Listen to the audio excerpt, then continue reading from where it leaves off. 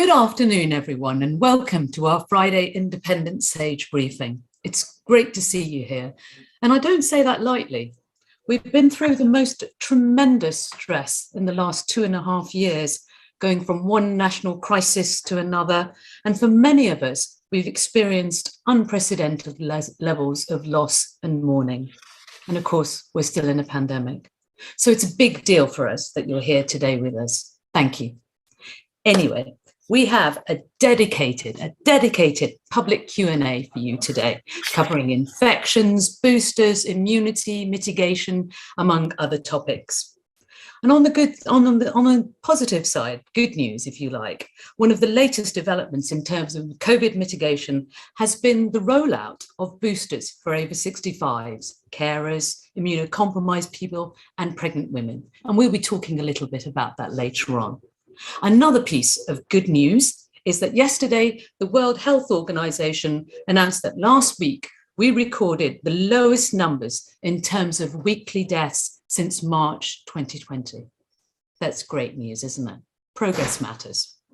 But there is still a lot to be done and consider, especially in terms of designing safer environments, placing the right mitigations, and researching and assessing dealing with the impact of long COVID. Long COVID is still with us and very important, and many people are going through it. But in the meantime, before we go on to the main session, I'd like to invite Dr. Kit Yates to share with us the latest COVID numbers and trends. Over to you, Kit. Thanks, Zubaida. So hopefully you can see the slides. It's been a while since we had a briefing, so there's lots to update on in the numbers. It's been almost a month. So where are we at the moment? We are currently at a turning point. We've seen falls over the last 6 weeks or so in prevalence. And so I'm going to talk about a few different things today, but it seems that prevalence is rising again in Scotland, but falling in England still. Hospitalizations are decreasing, but the rate of decrease is slowing down, and we're seeing rises in some regions of England. Deaths are still falling, but that's as we'd expect because they're a sort of lagged indicator. And as Zubaida mentioned, we've got the autumn booster programme underway. So these are the areas that I'm going to try and cover today. So prevalence, hospitalizations, deaths, hospital key performance indicators, which tell us how well the NHS is doing, and then vaccination. So let's get on to it. We'll start with prevalence. So the ONS infection survey came out today at midday as usual, and it shows a mixed picture across the home nations. So there's a wide range of varying prevalences from Scotland, which is currently highest and rising, down to Wales, which is the lowest and currently falling. England is also falling, and in Northern Ireland, well, in fact, Northern Ireland and Wales, the trend is slightly less certain. You can see these trends here, and I've indicated on this plot, this brown line, which is when the methodology for the ONS survey changed. So instead of sending people out to people's homes, they changed to doing a remote survey where people swab themselves and send off the samples. That increases the lag in terms of the reporting, so it's a slightly more lagged output at the moment. But we're hopeful it hasn't changed the ascertainment of the prevalence too much. There's a possibility that by people swabbing themselves, they're not doing quite as good a job as the people who were sent out professionally to do this. So we might have seen slight falls in prevalence. So we might be wary about comparing figures going forward to figures in the past. But we can certainly start to judge the trends now that the surveying method has changed. So what you can see at the extreme right-hand side of this figure is what I was mentioning before. Scotland, the trend is rising. Northern Ireland in black, and Wales in green. You can see it's slightly falling, but the trend is slightly less certain there because of the smaller size of the population of the sample. And in England, we seem to be falling still. But remember that this only goes up to the 6th of September. So this is quite lagged. In fact, there's probably almost a 2-week lag in this data now. Looking at the breakdown by region in England, we can see that most of the regions are still seeing falls in prevalence. There's some regions where it's less certain, so northwest here, Yorkshire and the Humber, so the orange bars are the most recent, the grey are the older dates. You can see that actually with these two, it's quite flat, same with the West Midlands. And actually in the southwest, you can see there's a slight rise in prevalence, but there are falls in other regions. So it is this mixed picture that I was talking about, hinting that we're coming towards a turning point. Similarly, with age ranges, there are rises in what are effectively early years and primary school children. You can see that rise here on the left-hand side. And then there's a lot of sort of flat trends going on in the working age population. Prevalence was falling quite steeply, you can see, but now is either sort of slightly rising or slightly falling, but generally is uncertain and flatter. Good news is that there is slight falls in the over 70s still, which is typically the most vulnerable people. But you can see again, it presents this mixed picture, which hints that we're heading towards this turning point. And because the ONS surveys lagged, we tried to look for other sources of corroborative data. And so this is a screen grab from the Zoe Symptom Tracker app, their prevalence estimates. So they've suggested that prevalence in the UK population, according to their app, which asks people to register their symptoms every day, is actually increasing and has been for the last couple of weeks now. So again, it fits into that picture that we're bottoming out, or we've bottomed out, and that cases are rising now as we head into the autumn and winter. There are maybe a variety of reasons for that. There doesn't seem to be a new variant on the horizon which is causing this rise at the moment, although there are several we need to look out for, which suggests that this sort of increase in prevalence is probably being caused by changes in the way that people are interacting with each other. So schools have gone back, and similarly, people are meeting indoors more because it's colder outside, it's not so nice weather, and that will continue as we get further into autumn and winter. So maybe we're seeing more prevalence there. It could also be waning immunity, and there is evidence to suggest that people who weren't boosted in the spring, older populations that weren't boosted, so 60s to 75-year-olds, their levels of antibodies have dropped in comparison to those who were boosted. So there is some potential for this to be caused by waning immunity, and we can hope that the autumn booster program will help fix part of that problem. We'll talk about that shortly. Looking at hospitals, that's another key indicator that we've got, which in many senses is more reliable than some of the data that we've got. We're seeing that the levels of decrease in hospitalizations were going quite quickly for about 4, 5, 6 weeks, but now have really started to level off. And in the last week, we've seen a fall of just about 5%. Alarmingly, what you can see is that the levels of hospitalization are bottoming out at a relatively high level. We're not anywhere near where we were in the summer of 2020 or in the early summer and spring of 2021. We're bottoming out at this high level, which is meaning that there's going to be sustained pressure on our hospital systems because of COVID. Now, COVID isn't the only problem. We'll talk about that in the next part, but certainly COVID is not helping the problems that the NHS currently has, and we're not getting prevalence down to levels that we have done previously throughout the pandemic. If you look regionally, again, you can see that some regions are sort of flattening off. These are admission rates per 100,000. Again, orange is the most up to date. You can see some regions are sort of flattening off. They have been for a while. Some regions are still seeing falls, and the southwest, again, which was the region which was seeing rises in prevalence, the southwest has also seen a slight rise in hospital admissions. Now, I have to be a little bit careful about this because the population of the southwest is smaller than many of the other regions, so these figures are somewhat subject to noise or uncertainty slightly more. So you don't want to draw a trend too confidently from this, but it is an early indication that there might be rises in hospital admissions, and certainly we can see across the UK and England indeed that things have slowed down in terms of the decrease in hospitalizations.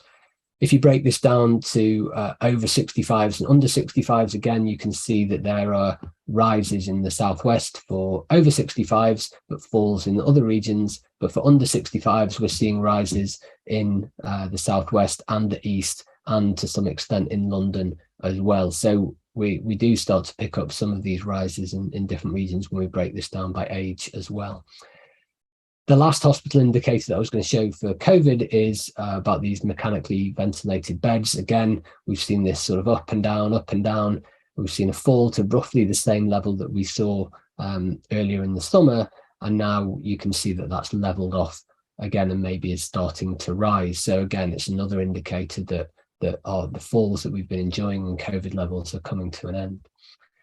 And as I mentioned, all of this COVID pressure, I'm not suggesting this is the reason why the NHS is struggling so much at the moment. Part of it is, but it's not the whole reason, but it is contributing to problems that the NHS is experiencing. So that starts right the way from the very acute end to ambulance response times, where we're seeing category 3 and category 4 response times are possibly up at around an hour, between 2 hours and 3 hours up here. This is the average response time. We heard lots of horror stories of people waiting much longer than that.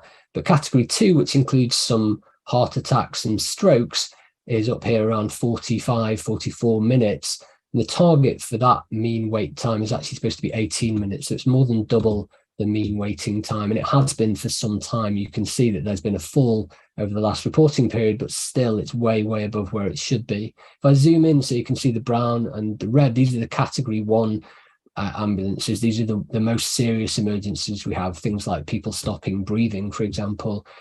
Category 1, the red line, is just an ambulance, is just a paramedic of any sort arriving to treat that person, and category 1T, the brown line, is someone arriving with the appropriate transport to take that person onto hospital, so an ambulance. And you can see that average response time is up at 12 minutes and the target is 7 minutes. So we're nearly twice as long waiting for these most serious cases. So it's a really grim picture.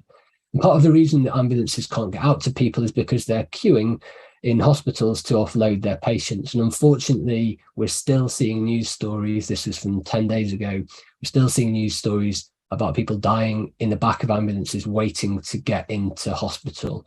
And part of that problem is of course caused by the fact that A&E is extremely clogged. So the percent of A&E attendances, people who are waiting more than 4 hours from arrival to admission, 4 hours is the target time by which they hope everyone should be seen.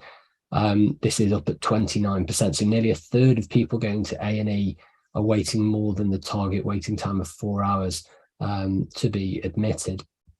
And again, if you look at a more extreme statistic, people who are waiting more than 12 hours from the decision to admit them to being admitted, this is up at 6% of people. This is a huge proportion of people are waiting longer than 12 hours to be seen, and these are for accidents and emergencies.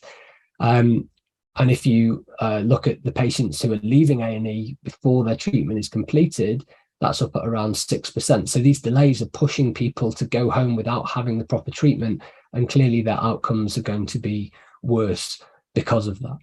And part of the problem with the A&E system being clogged up is because we're struggling to free up beds in the hospital, and part of that problem is because we're struggling to discharge people into social care. So we really need to be tackling this as a systemic problem and tackling problems right the way through the NHS in order to solve these problems that we're seeing at the very acute end. This is about patients waiting for treatment in England, and this statistic I find hugely alarming and distressing.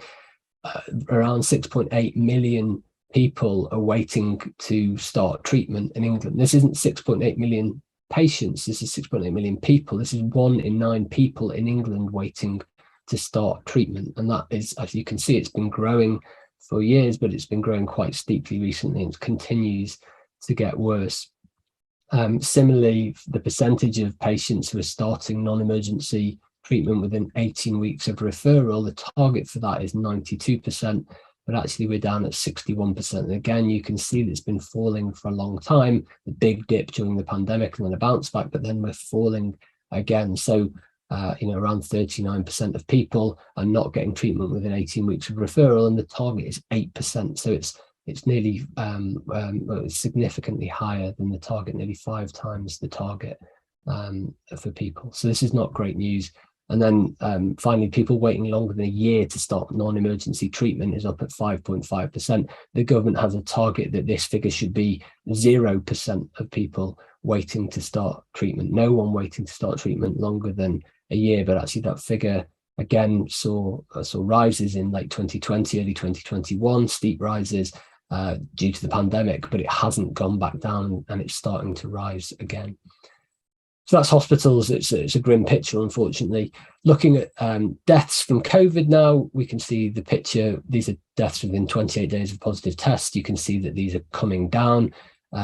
This is a lagged indicator, so this is what we'd expect. There is also a decrease in testing, so you'd expect to see this figure falling, all other things being equal, but this decrease is caused by the fact that cases have been coming down earlier.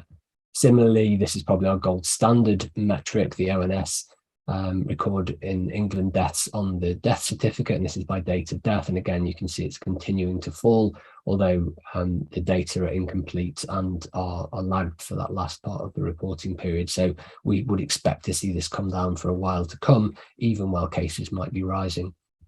In care homes, you can see a similar trend where cases have been, deaths have been falling in care homes, but latterly we're starting to see that level off. Again, the numbers are low, so this is a sort of uncertain trend. You don't want to draw too much from this slight uptick we're seeing at the end here. And again, deaths are a lagging indicator of cases.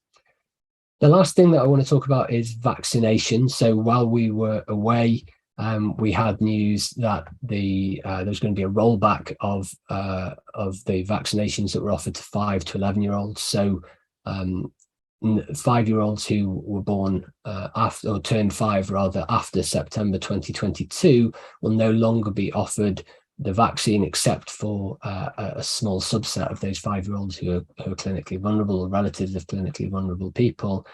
And eventually the plan seems to be to withdraw the vaccine completely from the 5 to 11-year-old age group, although that hasn't happened yet. So there's still the opportunity to get your primary school children vaccinated. Part of the reason that was given in the media, at least, behind this was that the uptake of this vaccine offer was surprisingly low, and that is true compared to other age groups. We can see here that relatively small proportions of parents have taken the vaccine up. There's a number of reasons behind that, partly the sort of lukewarm offering, the lukewarm messaging that came with it. This is described as a non-urgent rollout. The idea that children had to wait 12 weeks after having COVID infection before they could get vaccinated, when COVID levels have been extremely high because of the 3 Omicron waves that we've had, has also reduced the uptake of this vaccine. So I'm not sure that citing the low uptake levels is a good reason for withdrawing the vaccine from this age group. But there is still time for people who have primary school children who turned 5 before September to get their kids vaccinated.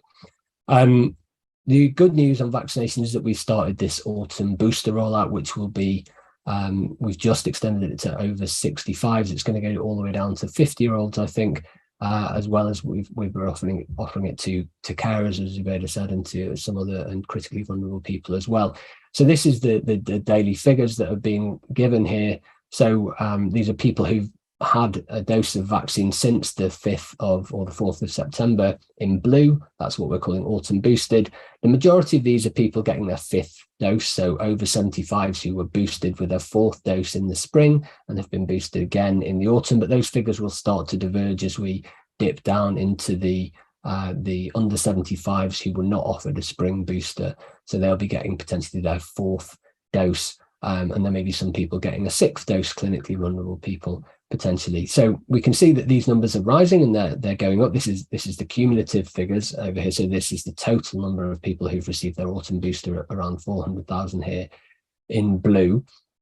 That sounds like a really big number, 400,000. That sounds really good. But if you look at the proportion of over 75s that this accounts for in the UK, the proportion of over 75s who've been offered this is only 8.3%. Of course, we hope to see that rise really steeply. There hasn't been a long time yet since the announcement of the booster campaign. We can hope that this will go up significantly, in particular because the over 75s in terms of age are the most vulnerable age group that we have. So it would be great to get these people boosted and better protected, or as protected as we can offer them as we move into the winter.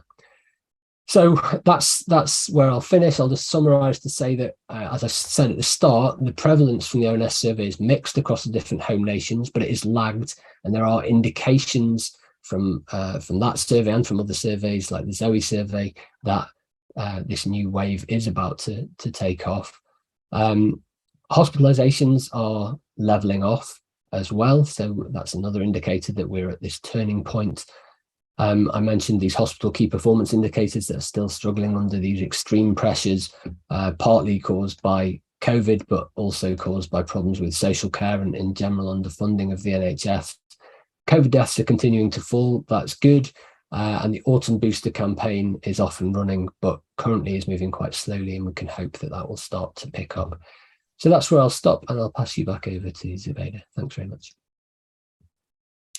Thank you very much, Kit. Some really important messages there, I think, that we need to remember about it being a mixed picture, hinting at that turning point. And I think that really important picture from Dr. Kit Yates, that message about the hospitals, about the NHS still being under sustained pressure. There are systemic issues there, but there are also issues about COVID making it a lot worse. So no time to be complacent. Now, before we move on to the Q&A and answer all the important questions that you've sent to us, thank you very much for doing that. We have Professor Sheena Cruikshank, Professor Danny Altman, and Dr. Helen Salisbury, who'll be talking to us a little bit about boosters, vaccines, and the latest developments. Helen, shall we start off with you?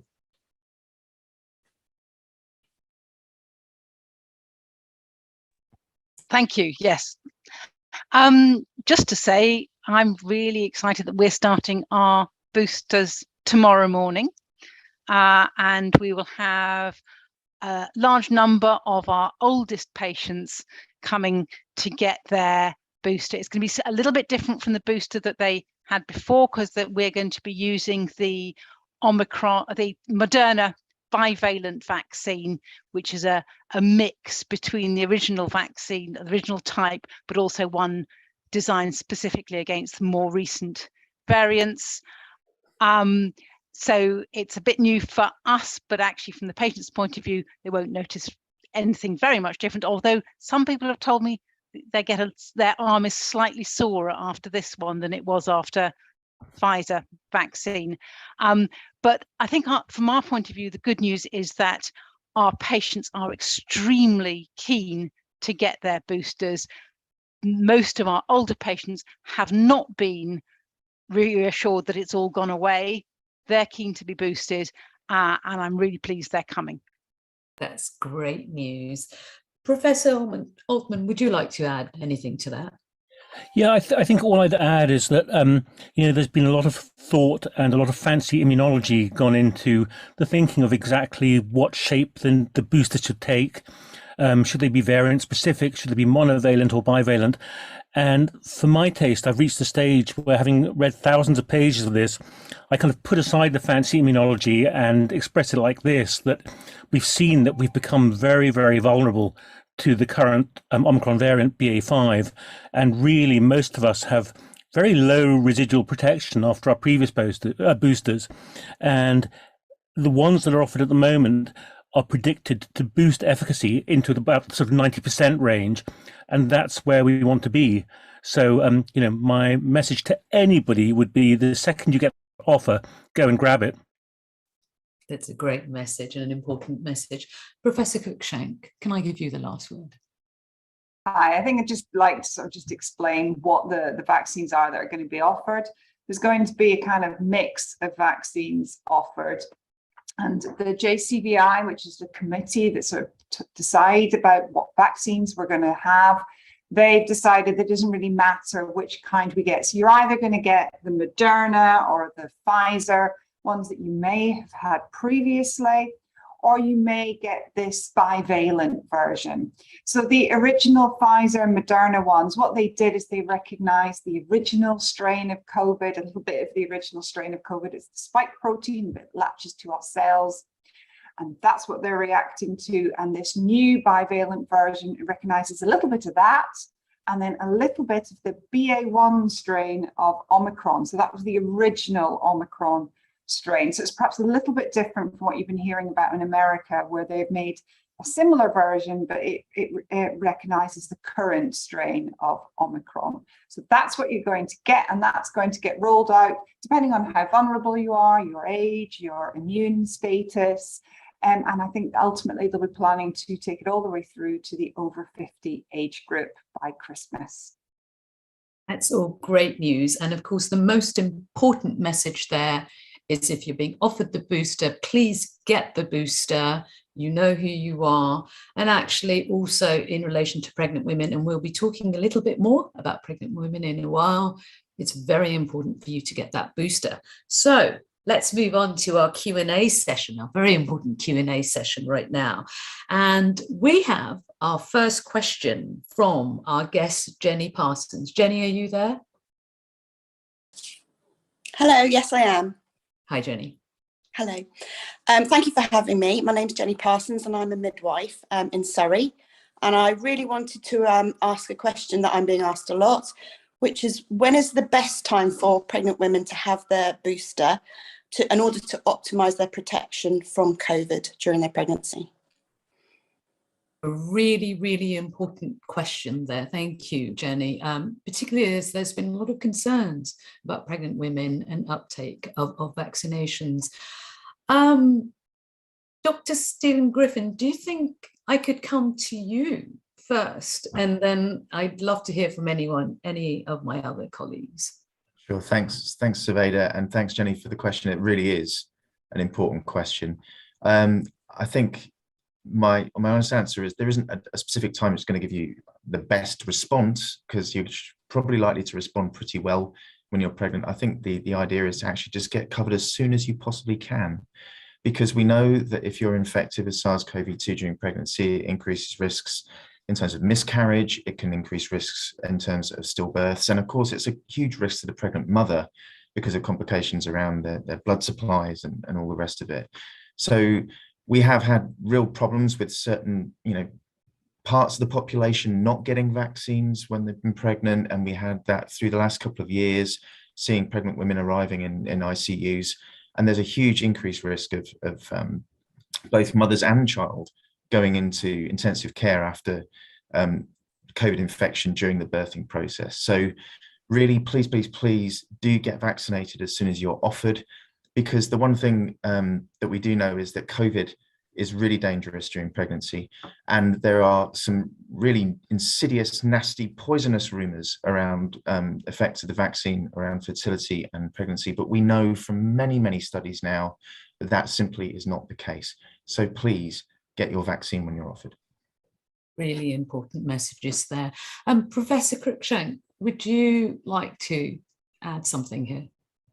Yes, sure. I think I'd just like to second what Steve said.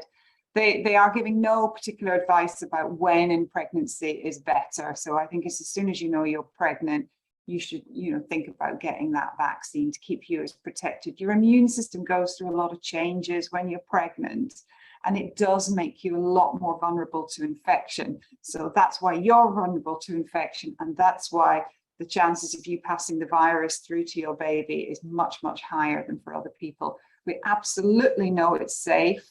We do know a little bit about what happens with Omicron, and we are seeing quite a serious response to Omicron. It's not as severe as we saw with the Delta wave, but it's still pretty severe. So it's sort of comparable to the original strain, what we sometimes refer to as the ancestral strain that we saw back in the first wave.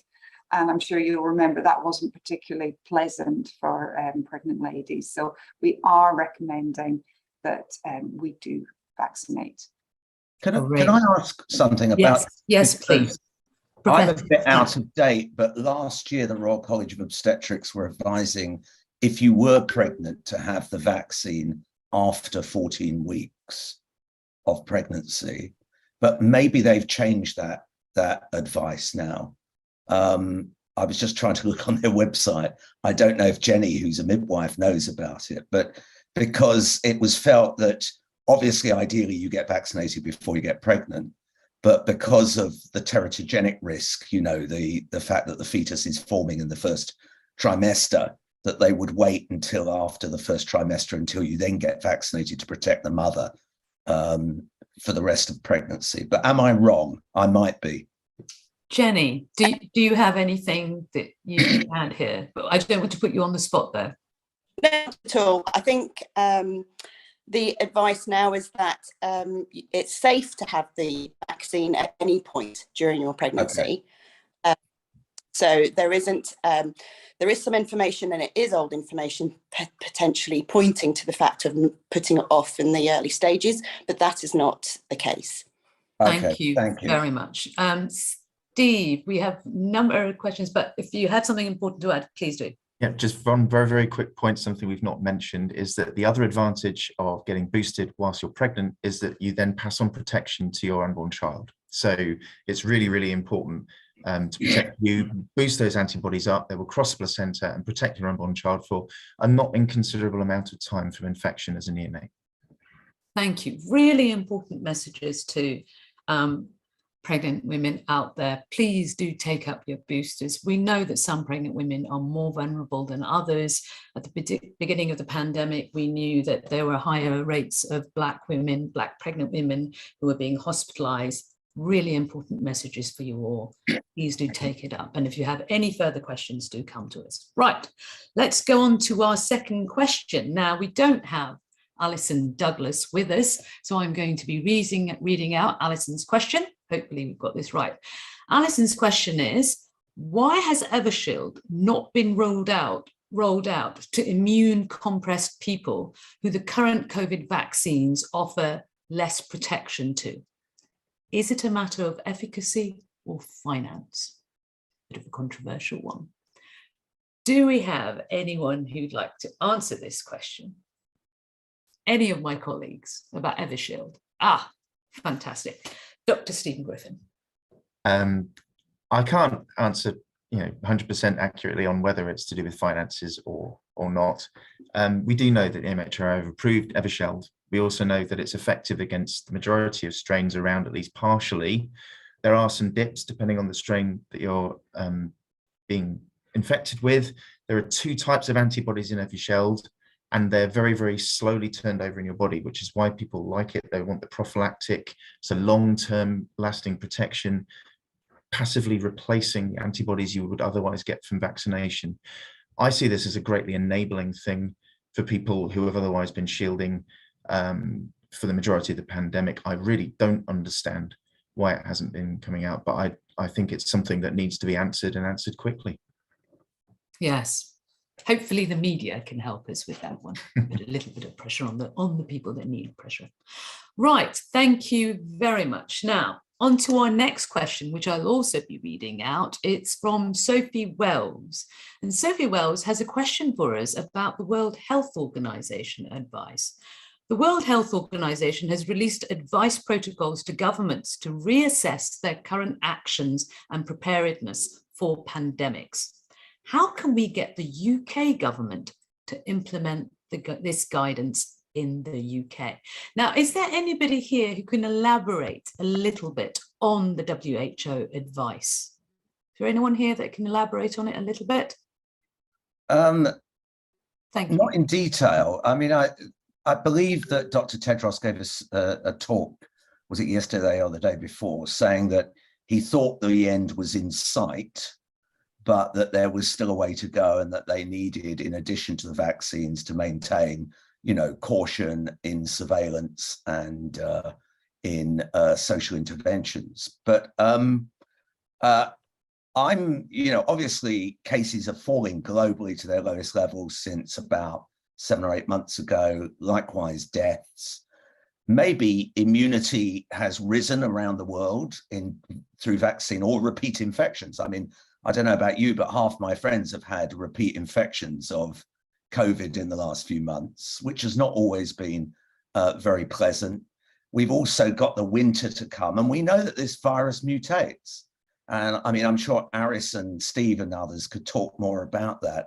We also know that our children are not immunized by and large, which is worrying.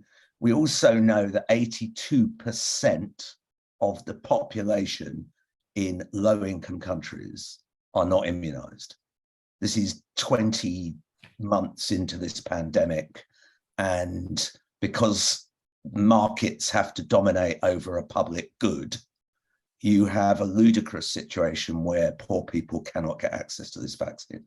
Yeah. So for all those reasons, I'm a little bit skeptical of the claim that the end is in sight. I'd like it to be the case, but I think we need to watch very carefully in the next few months what's going to happen. And but I'm not criticizing the WHO. They got criticized yesterday in this new Lancet report, where they were blamed for 4 things, 3 of which I think were completely untrue. They were blamed for being slow to declare a public health emergency. Actually, they weren't. They were slow to declare human-to-human transmission. Well, they said on January the 14th it was a possibility, and a week later, when they got the evidence, they declared it.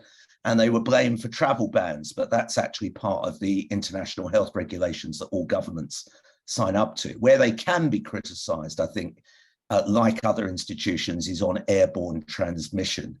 That for a long time they pushed the view that it was a droplet thing, and therefore they weren't so keen on masks in, you know, open areas and the rest. So that is something that WHO could face criticism about. Thank you. Thank you very much, Professor Costello. Now, before I come to you, Professor Stephen Reicher,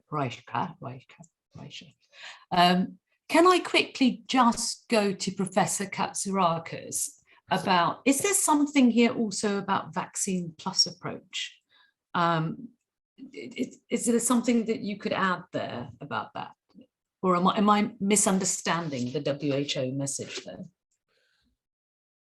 Well, I mean, in a sense, thinking about an end in sight as a message can also be read as a maintenance of vigilance, in the sense that, you know, although cases may be low, severe disease and death may be relatively low compared to a few months ago, we don't necessarily know what's down the line. So maintaining some degree of vigilance and public health measures is going to prevent things from potentially going in an unpredictable direction and escalating in a dangerous direction again. Absolutely. The risk hasn't disappeared. Professor Reicher, would you like to add something here? Yeah, I mean, first of all, I think one of the problems is I think the WHO message has been misreported. I mean, this morning I went to drop off my car to have the exhaust mended, and the mechanic said to me, said, great news, I hear the WHO has said it's all over.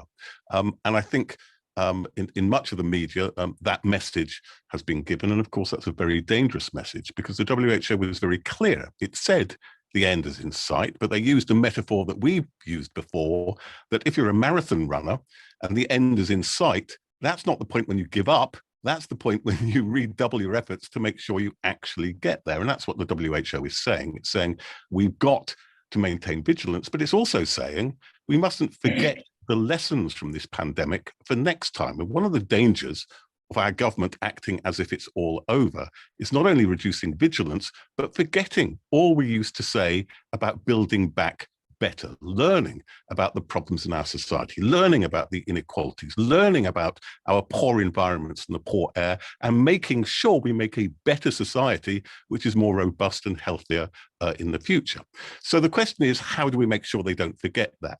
How does government ensure they don't forget that? Well, first of all, as we often do, let's not forget there are various governments in the UK.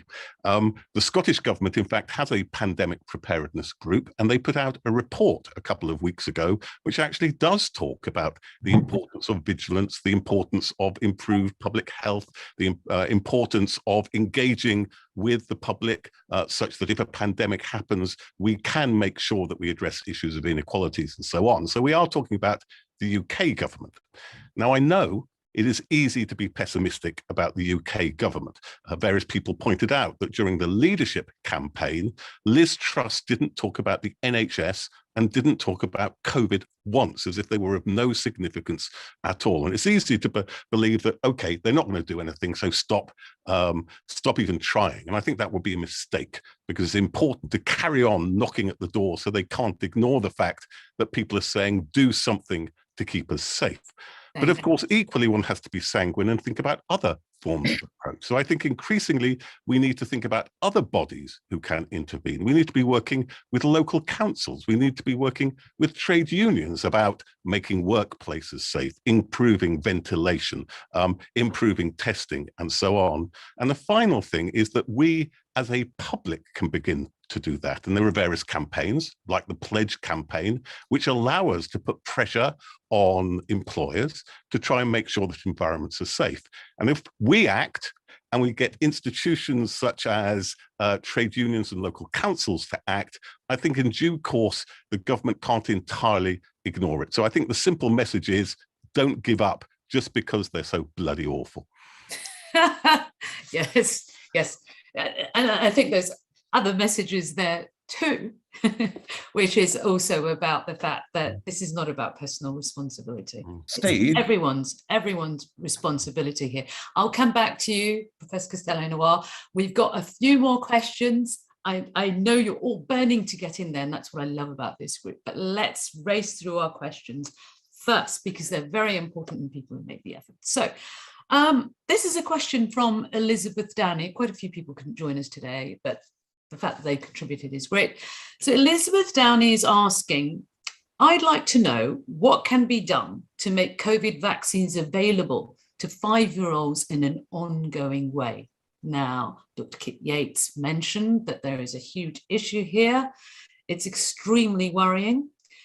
And Elizabeth asked, given the recent devastating restrictions, will kids currently aged between 5 and 11, including my 8-year-old, receive any future COVID vaccines? Will any adults who aren't in the risk groups receive COVID vaccines? Now, I think there'll be quite a few people who want to answer this. And I'm going to start with Professor Christina Pagel before going on to others. Christina. Yeah, hi. So as for the adults, I'll take that first. So at the moment, they're going to extend the autumn booster to over 50s and otherwise clinically vulnerable people. I think they probably will at some point offer it to other age groups, but we have no idea when. Now, for children, it is actually really confusing. There's just this one paragraph, and it just said the children who turn 5 from September onwards are not eligible for the 5 to 11 programme, and that effectively they're going to have to wait until they hit the age of 11 to get their vaccine. Now, that's a long time for children turning 5 in September now. I cannot imagine that actually it is going to be 6 years. Like, I'm sure that will change, but I have no idea when. The other thing is that JCVI have described the 5 to 11 rollout as a one-off programme. And they haven't really explained what that means. There's suggestion that at some point it will end, so that even children born between before September, like who turn 5 before September, at some point that offer will go away, but we don't know when, and we don't know how they're going to make the decision or anything. So it is at the moment really unclear what's going on. There isn't really any rationale for why it's happened. You know, Kit covered it a bit in his thing. There's some suggestion it's about concern for other vaccinations, but I haven't seen any evidence that COVID vaccines are affecting other vaccination programs. Most children get their routine immunizations before the age of 5 anyway, and then not again until they're like 11 or 12 for HPV and so on. So I don't really know why they're doing it, but I cannot imagine that this will stay like this for the next 6 years. I guess that's my opinion.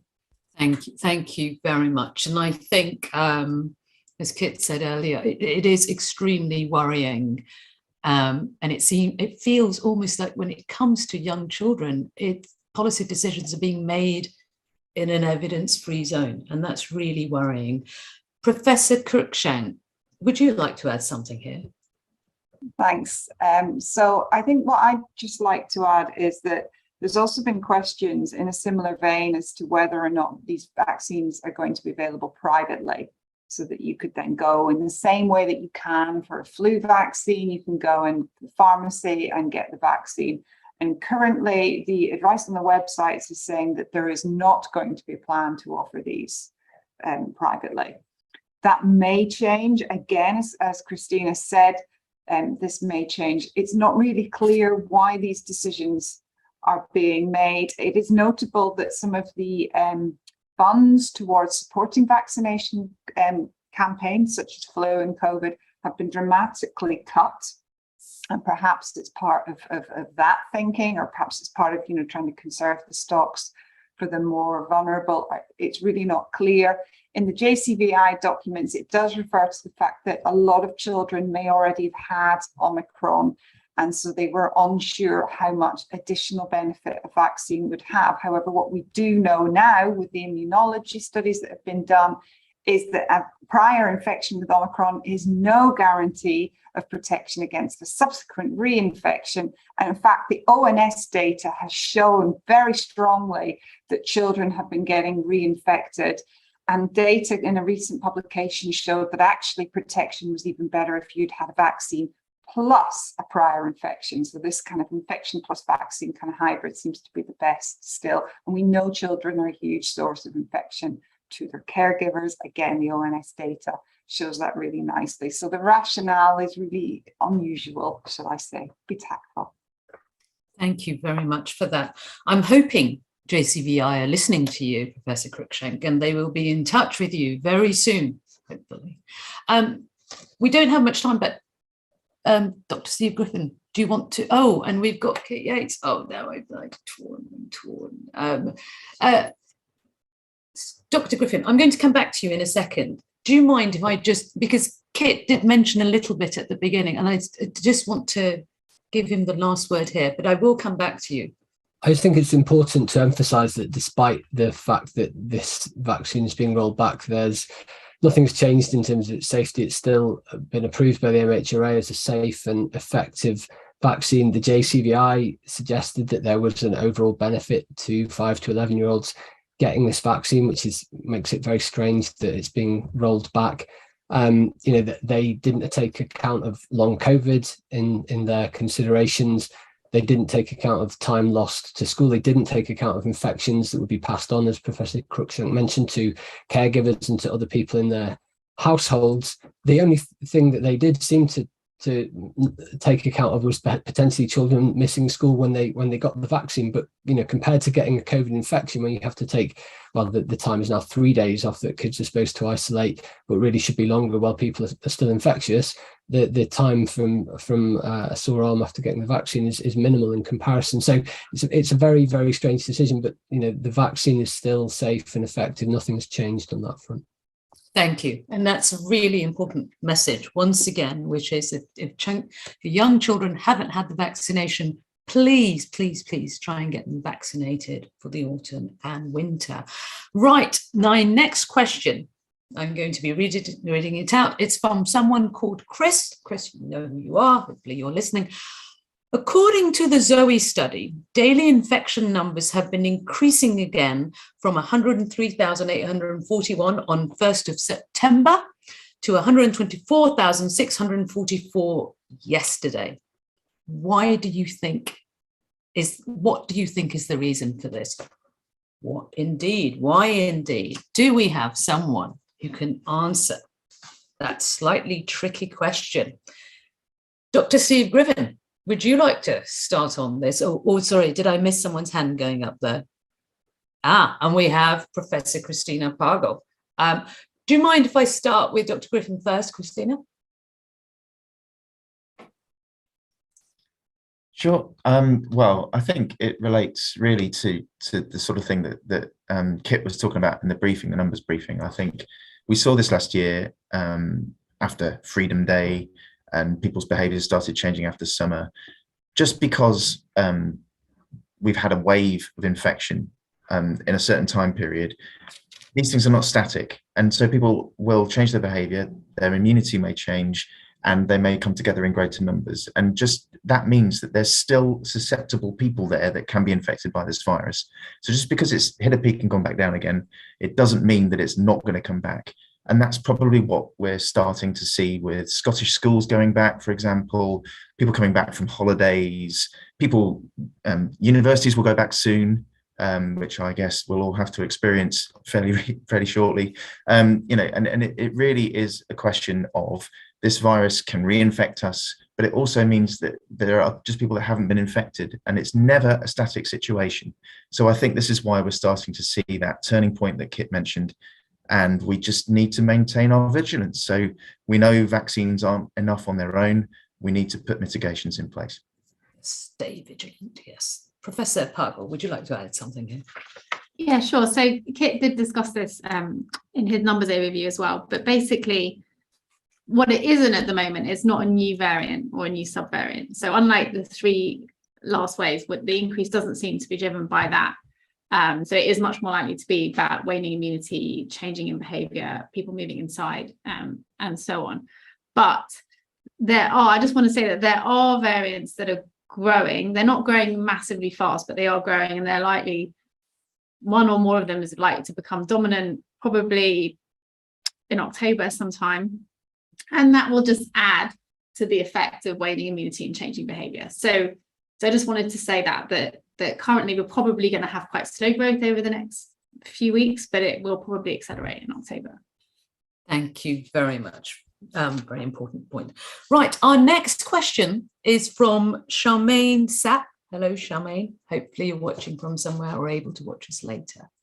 Charmaine asks, please could you explain about immune imprinting and if this is likely after 4 doses? Also, there is some chatter about the updated vaccines only having safety data in mice. Should we be concerned? Now, shall we start, Professor Danny Altman, and perhaps if I could come to Professor Cruikshank, if you could both bear in mind we don't have long, and I have another 2 questions hopefully that I could squeeze in. Could you give us a quick answer to that? I can, yeah. So imprinting, we're getting into fancy immunology, but all it really, we described it in our lab and other labs did too. All it means is that as we head beyond 2.5 years into the pandemic, no 2 of us have the same COVID history as each other. We've all met different vaccines, different variants, different timings, and that shapes our immune repertoire. And in quality and quantity, some are a bit better, some are a bit worse. I wouldn't say that dangerous was the right way to describe it. It just means different. And it also means that we benefit to varying degrees from the booster in our defense against Omicron BA.5, but we're all better off for a booster. So whoever you are, you should get it. And I love imprinting, but we don't need to let it trouble us, that much. Just get the booster. Great, thank you very much. Professor Cruikshank. Yeah, and just to add, I mean, what imprinting means is that when you meet a disease the first time, your immune response is a particular response, and that helps you deal with that exact same infection when you meet it again. But if you meet a slightly different version, it means your immune response is it's a bit educated towards the other response. So what that can feel like if you had the original strain, the one we had in the first wave, and you weren't very well, then you might find that you don't do as well as your friends did to Omicron, because Omicron has just changed enough for your immune response to recognize it a little bit differently, but you are still protected and the vaccines still protect you. And as to the things around the studies, the vaccine that we are getting here in the UK has definitely been tested on several people, more than 2, it's several hundred, possibly several thousand people that it's been tested on. So it is definitely safe to use. Thank you, thank you. I'm aware that there is the odd person here that hasn't said very much. I will be coming to you in a second. Right, our next question is from Nisreen Bouya, who can't be with us today, but has sent us a question. Her question is, many buildings, including hospitals with windows that do not open, but one is told they have central ventilation. Does this filter the air, get fresh air? The same question applies to trains, as most no longer have windows that open. What can we do? Now, this is about ventilation, but I wonder, Dr. Duncan Robertson, would you like to kick us off? Do you have any thoughts about this?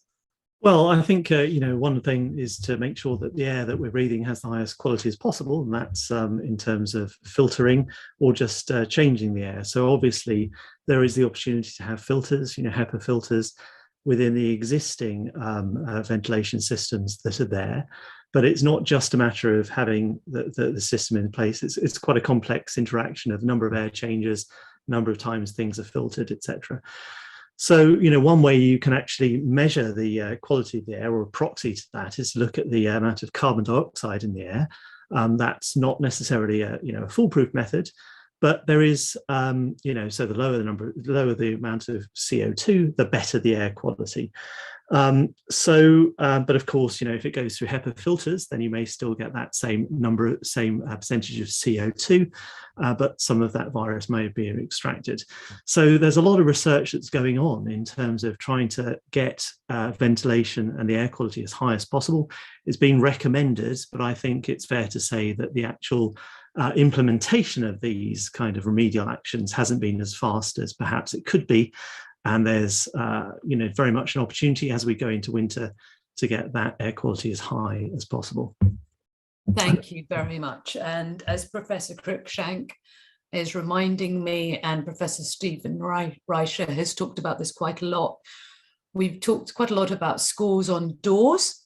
If you look at our website, there's a lot more about this, about how organizations, companies, industries and trains, offices can tell us a lot more about the ventilation quality in their offices by having this notion of schools on doors. Helen, Dr. Salisbury, I'm going to come to you in a minute, but I think because I'm conscious of time, I'd like to just squeeze in one last question, very quick answers, please, which is from someone who wants to remain anonymous. And the question is, it's a very controversial one, how do you deal with medical professionals exercising poor COVID safety, airborne particularly? How do you even start to approach it with them? Now, it's perhaps a little one. This is a good one for our clinicians. Dr. Salisbury, do you have any thoughts about that? Now, I had a very good answer about COVID on trains and the very high carbon dioxide concentration. I met on one in July, which actually it didn't feel stuffy, but actually I had over 2,000 parts per million of CO2 on that train journey, which just showed that I was breathing in lots of other people's expired air. But I had that all spread. Now, what do we do with colleagues or with doctors who don't seem to be taking COVID seriously anymore? I think it's really difficult. I think not all doctors have the time or the inclination necessarily to follow the science in quite the way that some of us are obsessed with it. And they consume the same media as everybody else. And the same media is saying it's not such a big deal anymore. The hospitals around them have stopped routinely testing patients as they come in. So everything we're being told is we don't need to really worry. And for many patients, particularly people who are clinically vulnerable, that's actually quite difficult. And I do think there's a point at which one does need to be assertive about wearing your mask and asking the clinician to wear their mask and to open the window. But I think it's a difficult situation because there's often a power differential. It's quite difficult to come into a consultation and start off being confrontational like that, or possibly it can seem like you're setting up some conflict from the beginning when you're wanting the help of this person. So I really do feel have great sympathy for patients who feel vulnerable but find it difficult to say that to doctors. And I would say to my colleagues, please just be considerate. You can carry on wearing a mask. You can open your window, please. Thank you. Really important answer there. And that, especially the issue about power dynamics there, because that person chose to remain anonymous, and we have to respect why they remained anonymous, because it's a very sensitive point that they're making. Right, we have come to the end of the session, unfortunately, but we will be back next week. That's all we have time for today. I want to thank members of the public for all their excellent questions and continued support. I want to thank our wonderful panel members for being here so enthusiastically, and especially to Kit, Dr. Kit Yates, who won't be with us for the next little while, but he'll be joining us again in a while. The numbers are very, very important. We'll be back next week with a discussion looking at our ongoing position going into the winter. There's so much to consider there, and we'll be talking about that next week. Anyway, we'll be here, same time, same place next week. Till then, keep safe. Thanks everyone. Bye. Bye everyone. Cheers, guys.